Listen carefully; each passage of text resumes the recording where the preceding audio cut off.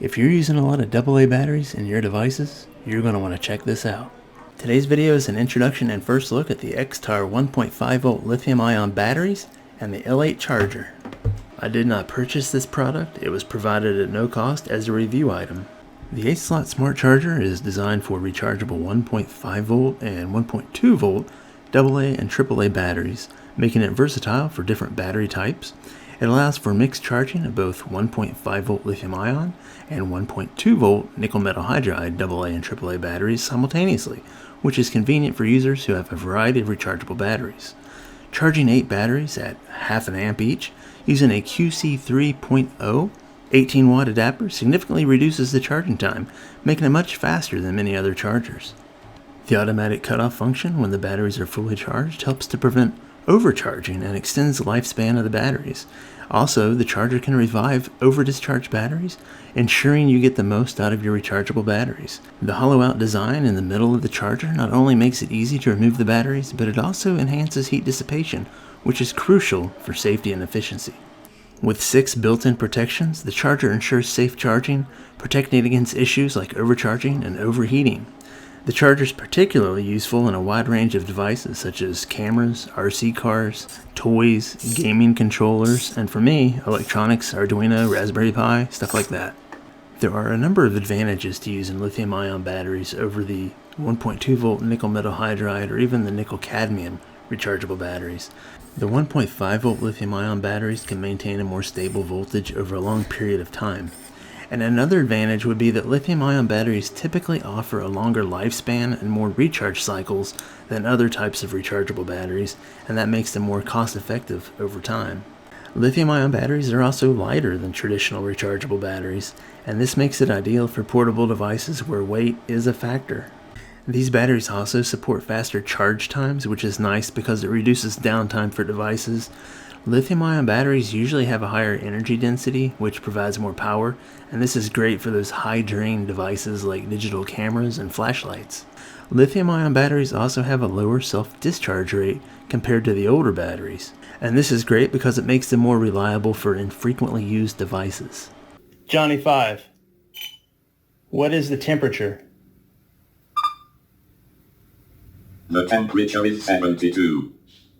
This shipped direct from China, and when I opened the box there was a USB-C charging cable, the batteries, the charger, and this charger manual here, which they provide multiple languages on the inside. And as you can see, they provide a diagram, some specifications, and what the indicator lights mean while they're blinking.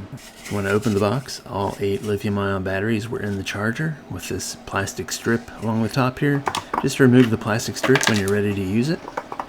You can charge both 1.5V lithium-ion and 1.2V nickel metal hydride batteries. You can charge both AA and AAA batteries with this charger. The AAA batteries go in this recessed slot right here. And when you're ready to charge, you just plug in your USB cable right here on the side. I wanted to measure the voltage of each battery right out of the box just to see where they were, and they were pretty consistent. They were all pretty much 1.5 or just slightly above. Just for fun, I wanted to create a setup that would moderately discharge the batteries. Even though these batteries can have a max continuous discharge current of 2 amps, didn't mean that I wanted to go for a fast discharge. Under no load at 6 volts, this micro servo motor has a running current of 500 milliamp, so I just decided to let it run for an hour to see if it had any effect on the voltage supply of these lithium-ion batteries. The graph that you see in the window is just to count the number of times the servo arm makes a complete sweep back and forth during that time.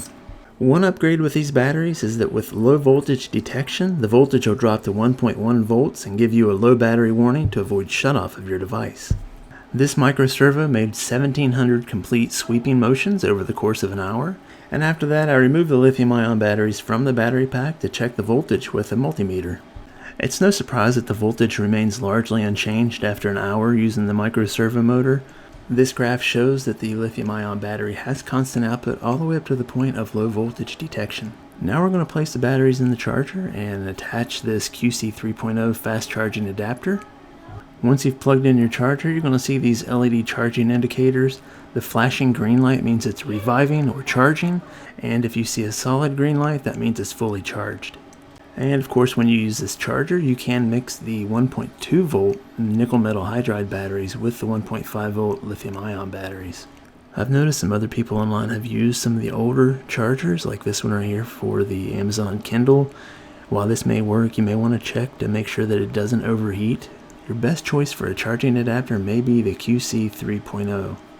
That's all I have for today. Thank you for watching. If you enjoy this type of stuff, be sure to subscribe, like the video, and share it with somebody else who may find benefit out of it. And I will see you again very soon with another video.